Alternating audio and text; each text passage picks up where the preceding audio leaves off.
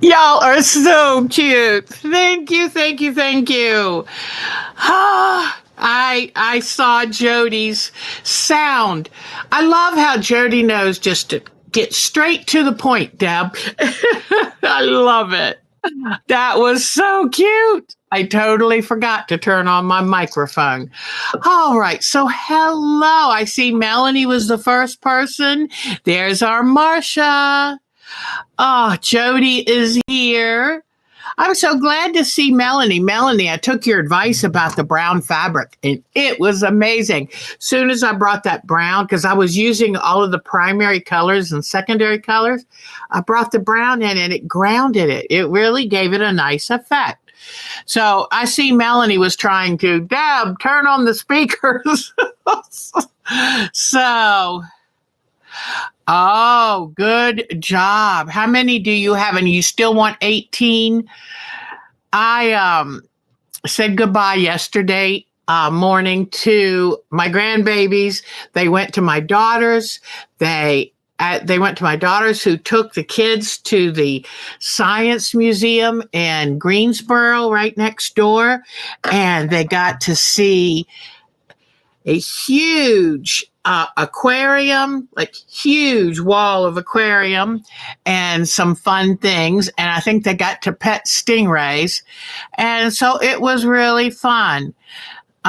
Okay, let me see. Hold on. I want to go back down and finish saying hello because I'm so tickled to see you here. So Polly's here. Thank you, Polly. Polly said sound too, like trying to get Deb's attention. Thank you for doing that, though. It means so much because I hate to think, and it's an awful way to start a video. People who haven't seen my video before, all of a sudden, I'm like, silent. That's just not good. So thank you. Thank you very much. So I was just saying my grandkids went home yesterday and I'm exhausted. Last night, and it's not from my grandkids. They're great, even though they're 2 and 4. The youngest is almost 3. They're wonderful, but I want to do so much with them. You know how I read them books and make a private live stream for them with the book I read them. Well, I thought they might get a kick out of reading a book with me to see where Nana sits when she reads the books. They loved it. And so we made a video and they wanted the Grover book, Monster at the End of This Book. They love that book.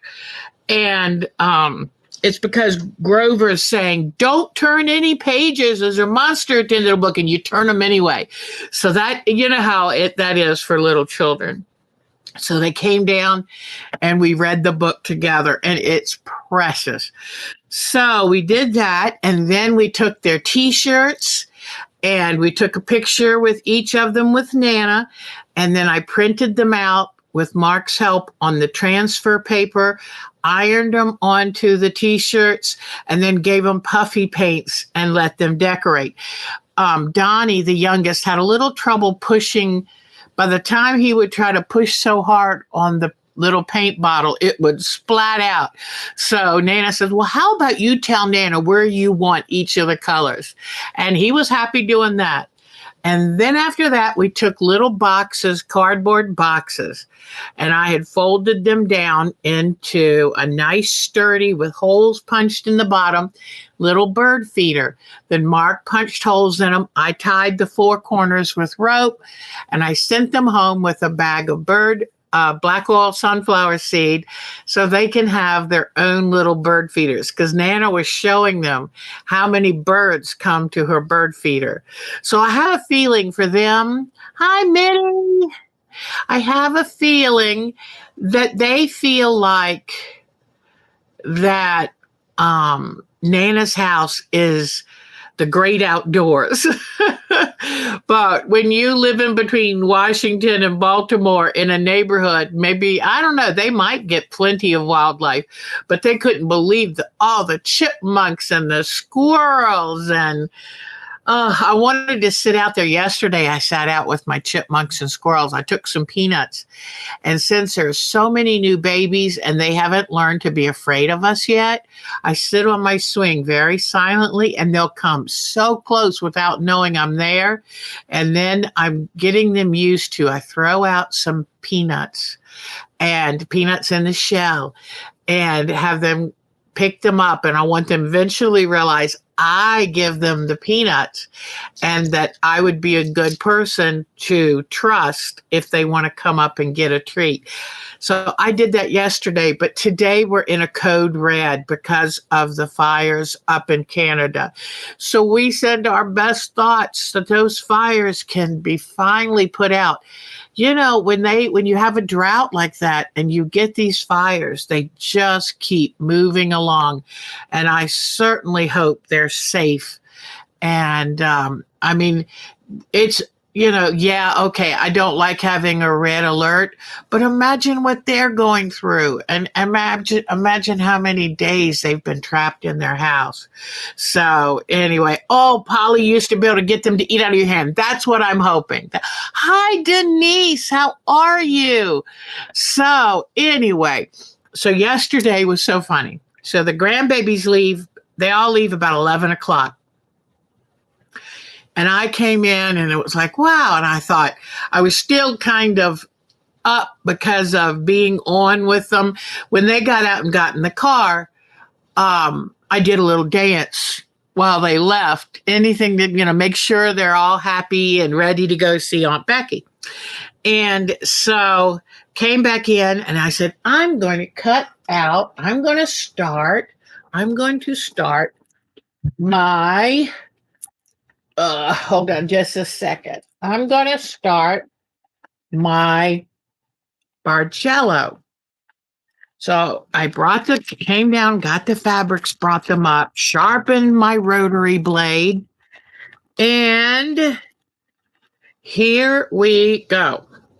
So we have yellow, we have a royal blue, we have lime green, we have, I think this is the lighter of the two oranges because I forgot to show you. Let me show you the focus fabric. I love picking out a focus fabric and then getting my idea from there. I love this focus fabric. Here is the focus fabric and it's awesome. Oh no, I lost the chat again. How did I lose that chat? Oh, this is going to be just a pain. Oh, this is a pain. How do I get my chat back? This is frustrating. I don't remember doing anything doing anything with this. So why would it do that? This is frustrating.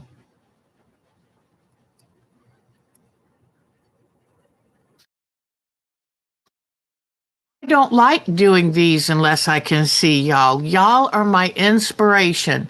So let me see just a moment. Oh, how do I get my chat back?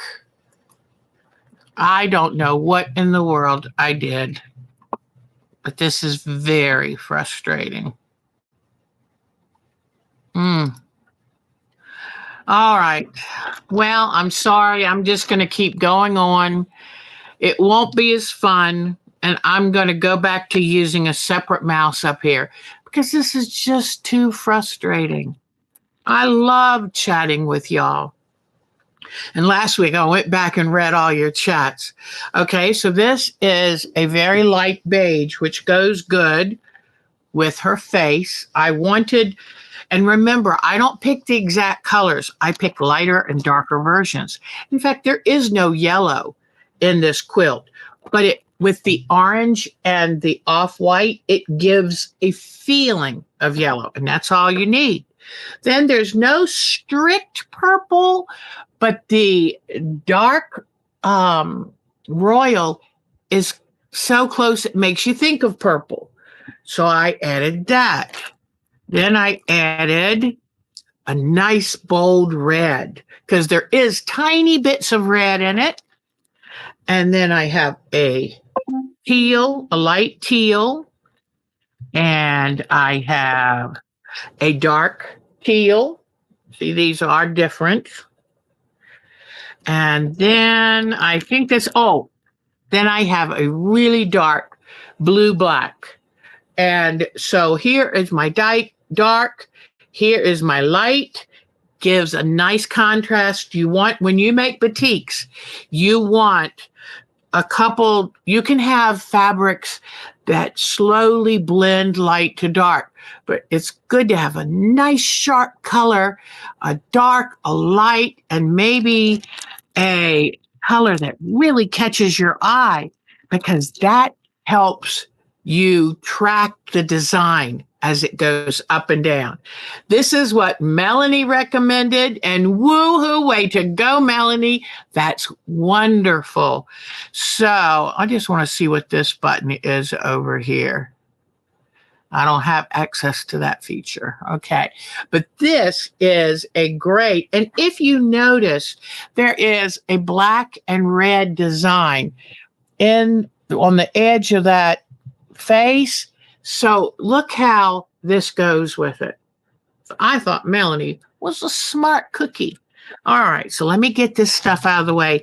But there are 12 fabrics. I had to go back and count just to make sure. Like, oh, yep, there's 12. And then this is for the outer border. I haven't decided what fabric I want for the narrow inner border. Kind of like letting the quilt tell me once it's put together. So I will be using one of these to do the inner border. Now, so I go in to cut these up, and you know that I've got the information sheet handy already. If you haven't gotten a copy and you want one, it's OurTimeToQuilt at twc.com. And I just send me an email and say, I'd like the Bargello pattern and instructions. And so I'm going to be working on the quilt coming up so that I can adequately teach you. I want to teach you easily. And so I will be starting on that. Let me see. Let me turn on a light over here. I'm trying to think of what. Oh, Polly, do you remember that we had the storms 3 days ago, I think. Let me see. Yeah, I guess it was Monday. We had those terrible storms that went through. We didn't get the high wind and the hail and the chance of tornado here. But my daughter, just 30 minutes away in Lexington, her poor car got hit by ping pong size hail. It left dimples all over her car. Luckily, she has really good car insurance with no deductible. I'll talk to her about that later. But this was a good time that she didn't have a deductible. And thank goodness so that she can get that car fixed. So, and she said her tomato plants got torn apart. I'm sorry about that. I tell you what, hail is a mess. But anyway, if you are one of our Canada people, if you're one of our Texas people that's having the extreme heat, one of the people having the terrible storms, we send our hearts to you and we're thinking about you. It's tough when you get extreme weather. So now we're going to, since I can't sit and chat, we're going to go over here, see what I'm doing and how. And so let me bring this over. All right. Now I'm going to tilt this down.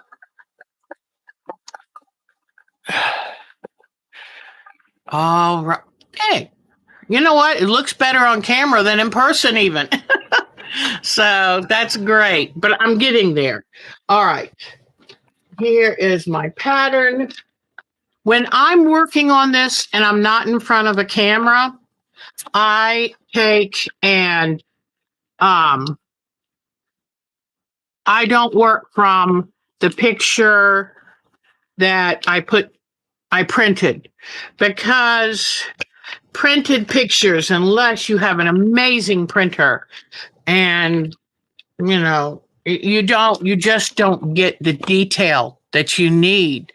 So I use this when I'm talking to y'all because I don't want to interrupt my talking to y'all. But now here is where I took and taped this piece of fusible. It just happens to be Steamacine 2. I have taped this fusible right here so I can keep track of where I am. So that translates to here. Here is where I am. And what is this? Oh, that doesn't belong. So I was like, that doesn't look right. So what I've been doing, I kind of went off, what do they call it? Off the reservation. No, I shouldn't say that. But I kind of went off the plan, the rules, because I wanted to get some idea of where the water's going to go. And the water all down in here, I wanted to get that grounded. Well, I didn't have a sheet yet. Because what I do is I take a sheet of my fusible, and then with using a light box, I lay it on here and I draw the pattern out. And then I work from that pattern. In fact, you know what? That works pretty good. The first one I did this way, but that would leave some of it not getting any. But I just realized this is the edge. I can lay the next one. It'll go all the way to the edge. So what I do then, and I get, let me try this ink pen, see if it'll work. Well, it won't show up for y'all. So this is kind of a thick marker, but I took my other markers upstairs and forgot to bring them down.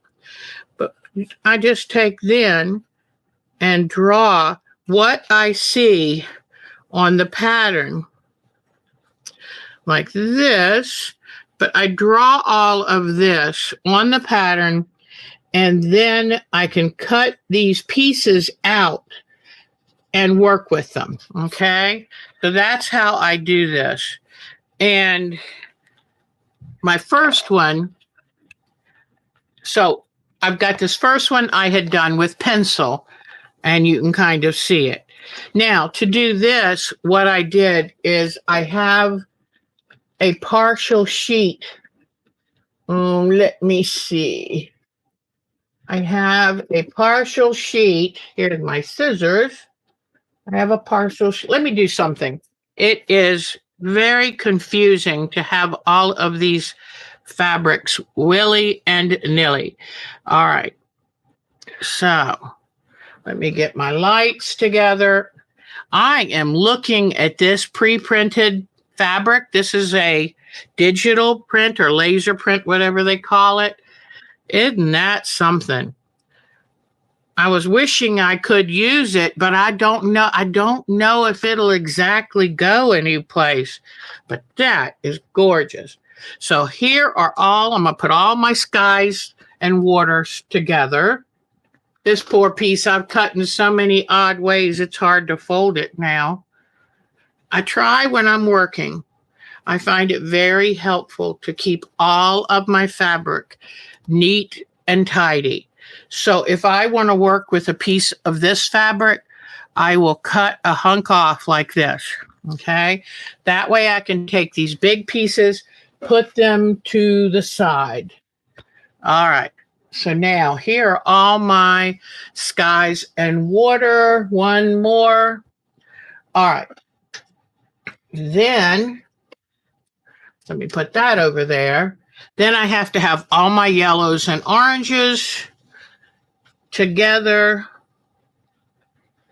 And I use everything from my home dyes to purchased fabrics. I use it all. All right, this goes over there. All right, so right here, I'll get all of my yellows and oranges together because they go in the same area. All right. And this kind of goes with my yellows. Then I'm going to have my earth tones. So these are really good for some of these hot, fiery looking areas and the rocks and things. Oh, and another thing I have to do when I'm down here today, here are two more yellows and oranges. All right, so now I'll put these next over here, and then these are the last group, because pretty much, kind of break it down so that it's a little easier for you to handle. And then little tiny pieces you can leave stacked to the edge of the work. Okay, I'm going to make sure this is not, okay, good. It's not on a zoom. Here's an off-white, and here is my white. All right, then I save little pieces of this because you don't always use everything at once. Now, looks like I have a couple little pieces here. Oh, here's what's left of my extra piece because I did use it a lot today. But I try to, if I keep everything nice and tidy, my scraps I keep right near my hand, right here, because then I can easily reach if I just need a little piece of something. So all my little scraps go there. Then my pieces of fusible that I have left over, sometimes I need just a little piece of sticky to put on something. So I keep those pretty close to the edge. Now I'm looking to see what this one is. Light orange. Aha. So this one, I think I might have already done this piece, or did I forget it? Oh, this goes right here. Okay, I did not put that on, so that's a good one to do. So I will look over here and find a light orange. And how this relates to this would be right here. Ooh. Yeah, pardon me, but I usually sneeze in twos. But anyway, that'll go right there. So this might be a good one for that. All right. Push my little pieces out of the way. Let me bring you down more and then across more. I want you to be able to see what I'm doing. All right, I think you can see most everything. All right, so then I'm going to take this light orange, and what I do is I open it to the back because I put the fusible on the back. Now, if I had mirrored the pieces, I wouldn't have to go to this trouble. But what I do is I pull off the top paper where I've got the information on, pull off the top paper, making sure that the fusible goes with the back paper. And what I like about this kind of fusible is having paper on either side.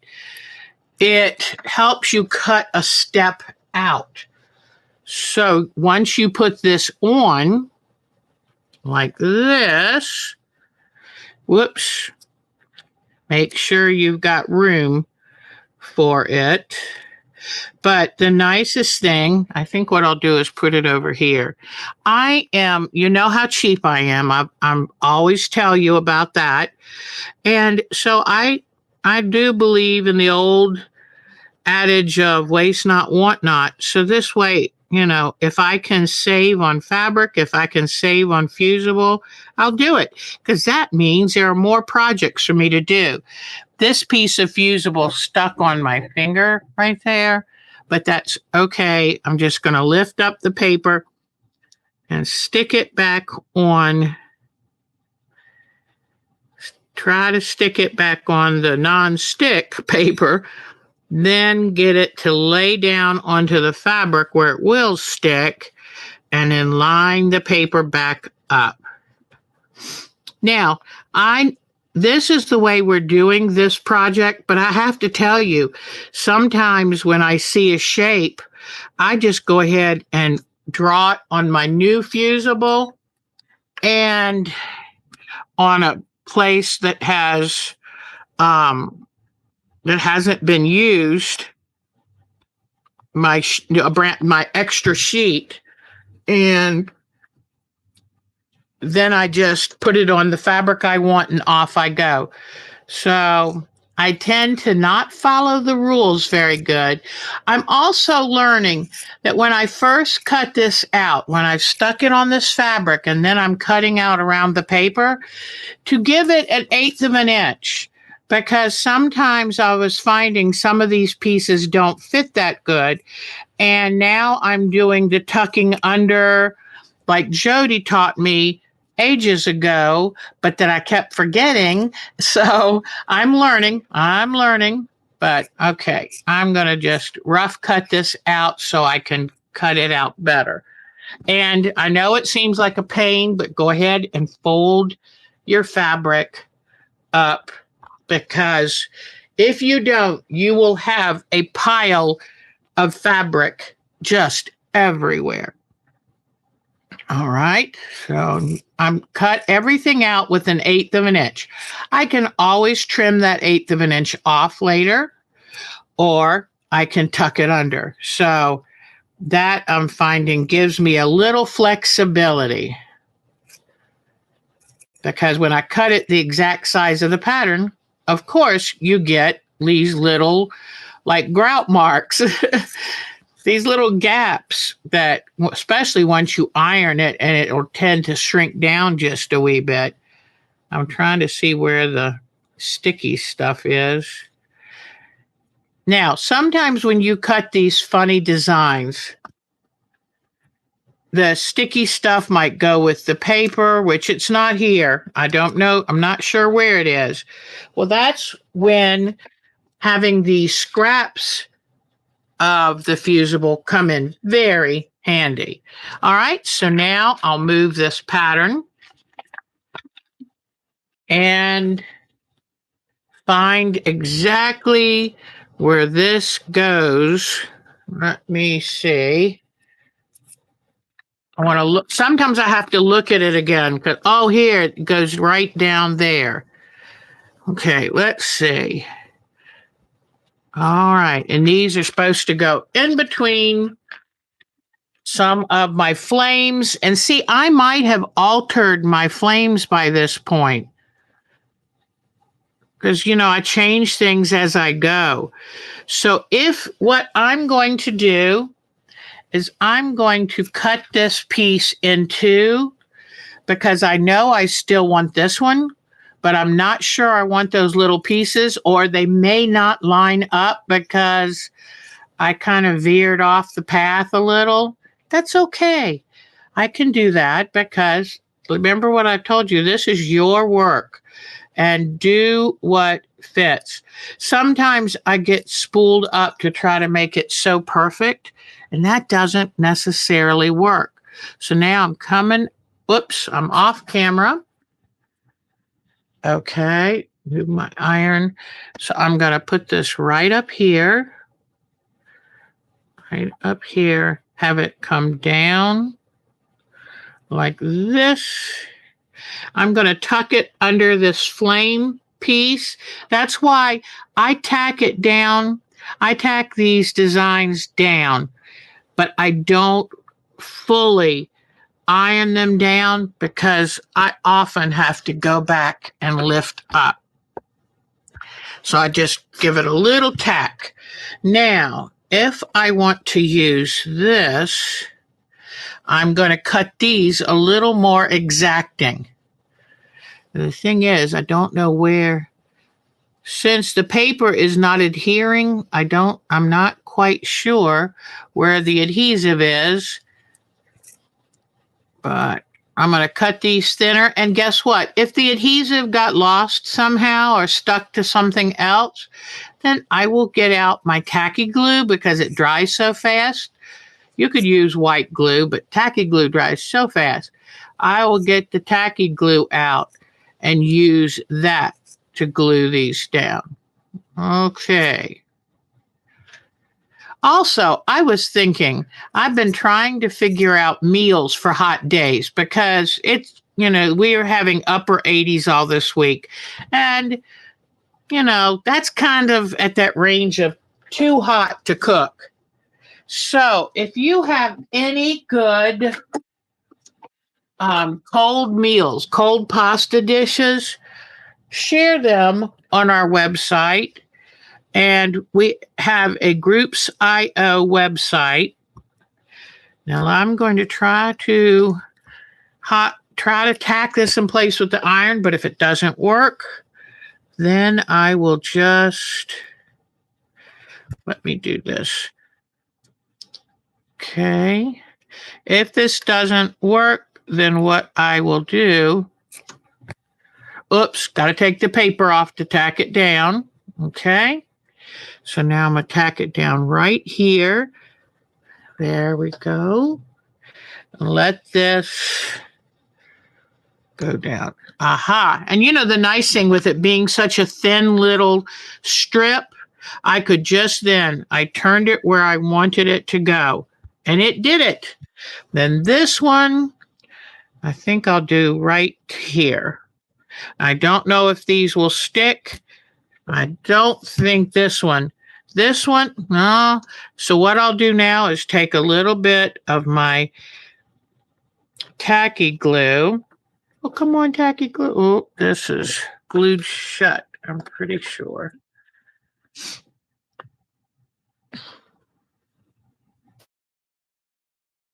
I might have to get another bottle.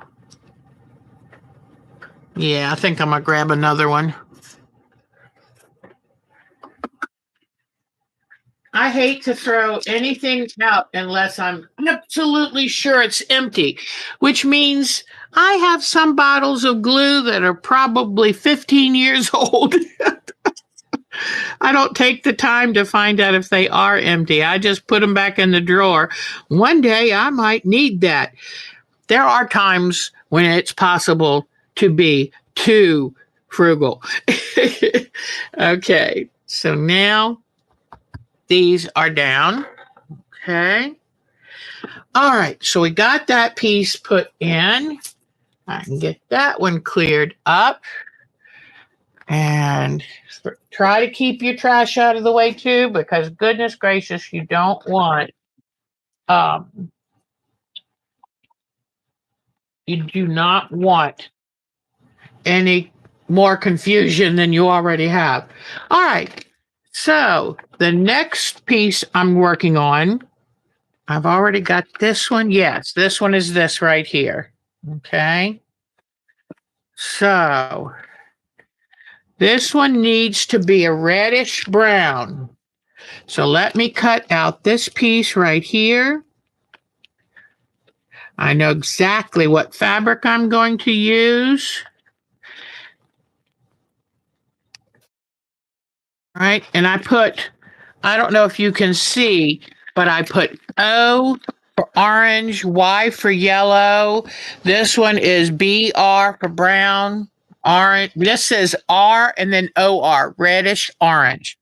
So I try to kind of remind myself what fabric I'm supposed to use with that. Okay, let me just cut this out and then find the fabric. Now, I want Jody and all of my other quilters who have done this method to feel free to give you their advice and their tips on how to do this, because I want you to have um, the best advice. Even if I don't know it, I want you to have it. So I always invite, especially people I know their work and I know how wonderful they are at it. Okay, so here I go. Now you know what I'm going to do. I'm going to cut this other little piece right with it. Let me show you why. Sometimes when you cut out all these tiny pieces, they can get misplaced or so messed up. So what I'm doing, I am going to cut it out now, but when I cut this piece of fabric, I'm going to put that on it. So then I put them down as one piece. And because one's a yellow, one's a brown. And this is going to be an orangey brown because it's a part in the sunset. So here we go. Okay. All right. Now, I need a yellow. In fact, where did my picture go? Oh, here it is. Okay. So this piece is going to go right in here. So it's going to be an orangey brown. Then the little piece of yellow that's on it is going to be a nice hot orange. I mean, yellow. So I know now what to choose. Right. Going to go with this little scrap to put my yellow on. And I will peel off the top paper. Come on. Peel off the top paper. And then look at the dull side because this is a printed. And I'm going to put this on the dull side. Whoops. Got to make sure, use glasses and good light because sometimes the paper and the fusible become slightly separated. And it's really important that that the paper covers the fusible, because otherwise when you go to tack it down with the iron, it'll stick to your iron instead of the fabric. So make sure you line it back up. I'm going to go ahead and cut this out.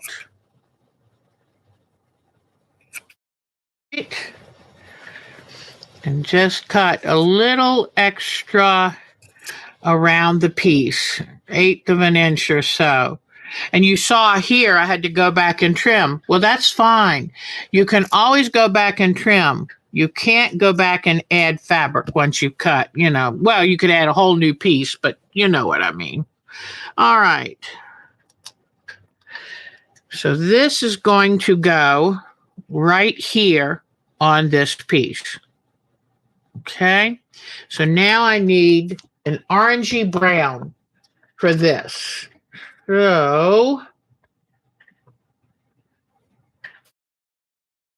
and I don't want to use the same orangey brown that I used below this.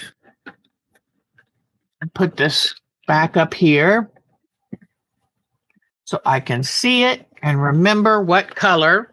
I don't want the same orangey brown. Yes, here's what I brought. And I also have, I thought, yes, here was the piece it came from, and it's an ombre. When you get a chance to buy an ombre on sale, please do. So I'm looking to see which one of these. This has a more orange look, so I'm going with this one. Okay, I'll roll this back up. Right. Put this back over here, and I'm going with this one. So I'm going to go onto the back. And if your fabric is a little wrinkly, go ahead and just touch it up before you put this on. Then I'm carefully going to peel off the front of the paper. Oh boy, I can't wait to show you. Our Monkey Mary finished her. Our Monkey Mary finished her nod to the 19th century. I'm so tickled. All right, so I pull this off carefully, lay it on here, make sure my paper is lined up pretty good. All right, then give it a quick little tack. Tack it on there, and then cut it, loosely cut it out, leaving that edging around.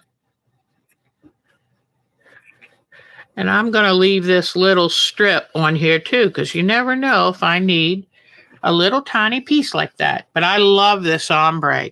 You see where it has a orange, whoops. Well, the color, it's not showing good. Let me see. Yes, now you can see. It has a nice orangey brown. All right. So now I'm going to cut it a little closer. This is not a fast quilt to do. Now, if you wanted, and Miss Jody said, we could always make the design a little less complicated. And if you want it to look more authentic, it's going to be a little more complicated. If it's going to be a little less authentic. But you know what? I have seen plenty of quilts like this that really, they minimized to just what they needed for you to really be able to see what they were doing, and they were very effective. So don't feel like you have to do a zillion little pieces for people to know what you're doing. And I have seen faces and everything where they really kind of minimized the number of pieces, and it was beautiful. In fact, sometimes I think I do too much, and that gets in the way. Okay, so now I think I've done my cutting, just refining it just a little. I don't want to lose the shape because that shape was important. All right, so, whoops. And sometimes you have to just shake it because you'll think that there's a piece that's supposed to be loose and it's not. All right. This one goes this way, okay? And the yellow goes right up here. So the first thing I'm going to do is take the paper off the back of the yellow, exposing the stickiness, and putting it on top of this one.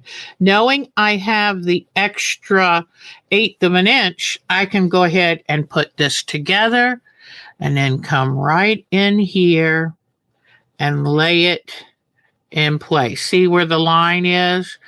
And I know that I've got plenty of fabric because I cut a little touch extra. So now I put it in place. I know where it belongs. I'll pull this paper off, making sure the fusible stays down. Now, if I do this and leave it a touch bigger, then that means all the way out to the edge is not sticky. But that's okay because we're going to go over this anyway. We are going to go over this with invisible thread in a zigzag. Okay, so here is this piece. And when I tack it down, I try to make sure not to really tack down this edge much because I never know which way I'm going to want it. So I mostly put my iron along this edge where I know it is set. All right, so I'm hoping that that's giving you an idea. If I put a piece of fabric on that I think doesn't really work, I'll pull it up, pull it off, make another pattern just like it, and and put a new piece down. So I'm hoping that you get a chance to see, and let me hold this up.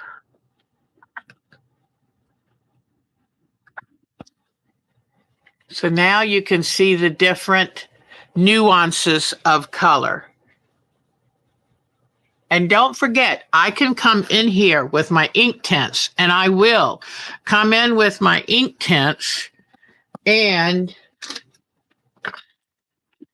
add a little more color. Now this one right here, I'm going to go ahead and add this piece because this I think is going to be really pretty, and it'll help you to kind of, these dark colors don't necessarily show up really good. So let me cut this piece out. Sometimes you really have to decide which way to turn it so you can get the pieces cut out.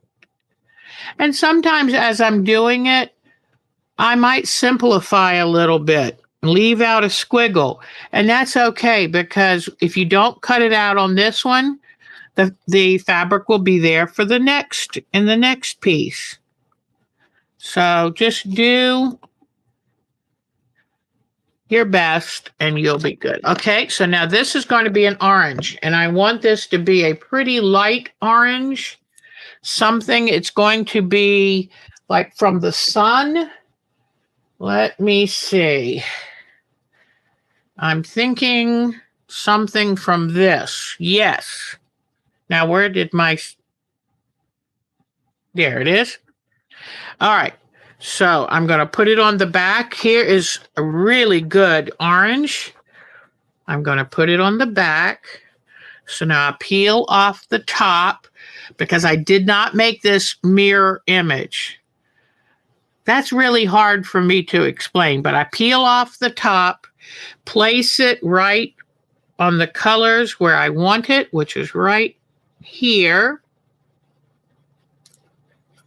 Then I take my iron, give it a light tap to tack it down so it makes it much easier to peel off once you have it in place. All right, so I'll move that out of the way, and I'll just leave that 1/8 of an inch. I'm getting really good at remembering. Oh, I know what I was starting to tell you. So I was so tired yesterday when the grandbabies left, but I wanted to start cutting out my Bargello fabric. Do not cut out good fabric when you're tired. I cannot, 3 different fabrics I cut out, about 4 or 5 strips too many. I was so tired, I just kept cutting and cutting. And then I was like, oh no. And so with one of them, I turned it into the binding. I said, okay, good. I didn't waste that. I'll have that orange binding. The others, I'm not sure. I think they might have to go in the scrap bag. All right, so this piece is going to now, let me see, get it just right. Hold on. Where is my, here's my original. Wow, looks a little different.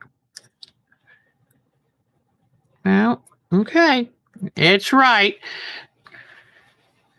It looked slightly different. Sometimes when you go to do these, it'll look like you've got them backwards. But as long as you peeled off the front paper of the fusible, and as long as you put it on the back of the fabric, then you're A-okay. All right. Now here, I got a little gap, so I'm going to bring this back down just a touch, and I bring this there. The good thing is you can stretch your fabric a little to make sure it fits.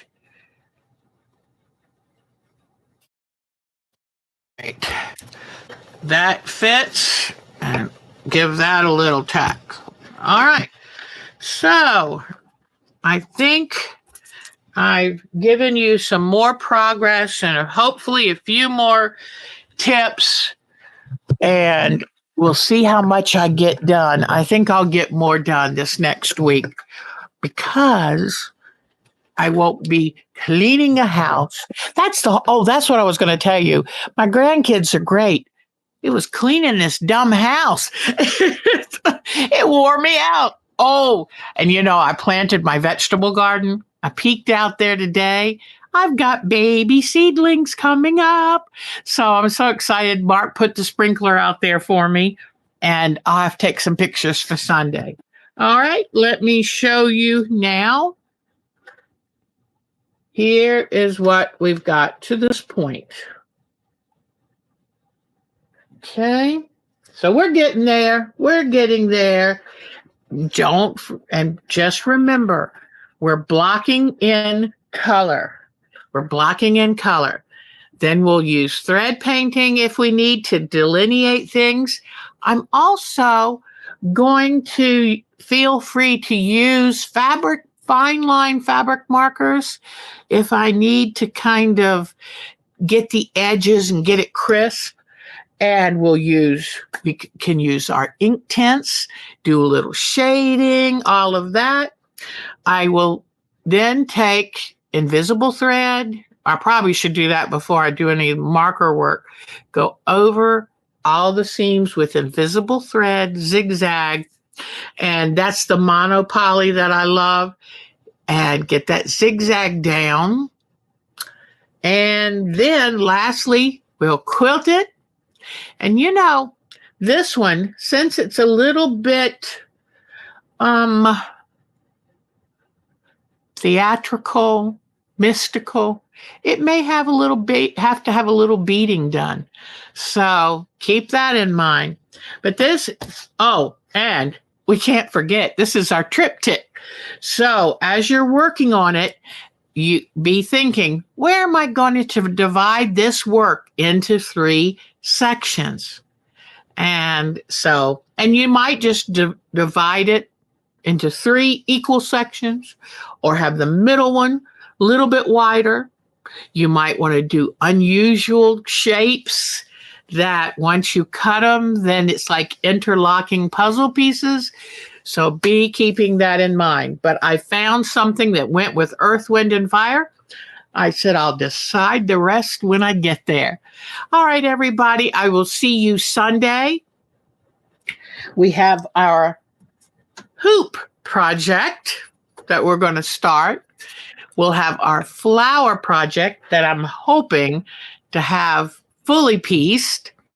As usual, all the information, the patterns are free to you, and all you have to do is write me at our time. I'm just going to see something. What if I tried? No, who knows? OurTimeToQuilt, OurTimeToQuilt at twc.com. All right, it was great spending this time with you. I'm going to bring down my other mouse so I don't lose chat anymore. I have no idea what makes me lose chat. But I'll see you Sunday. We'll have some fun time. Hopefully I'll have that fully pieced. I've got to catch up with Mary. She's already quilted and bound hers. It's beautiful too. So I will get there. And then I think Melanie, email me. I think I want to get you a couple more blocks just in case. But if you have found your own, that's okay too. I love it all. All right, everybody. Have a good rest of the week. Do something just for you. I've already asked Mark to set up my hammock in the sunroom so that I can have some special time in my hammock. And it fills up the sunroom, but I don't care. It's wonderful. So take good care of yourself and do something just for you. Bye-bye, everybody. Bye-bye. See you Sunday.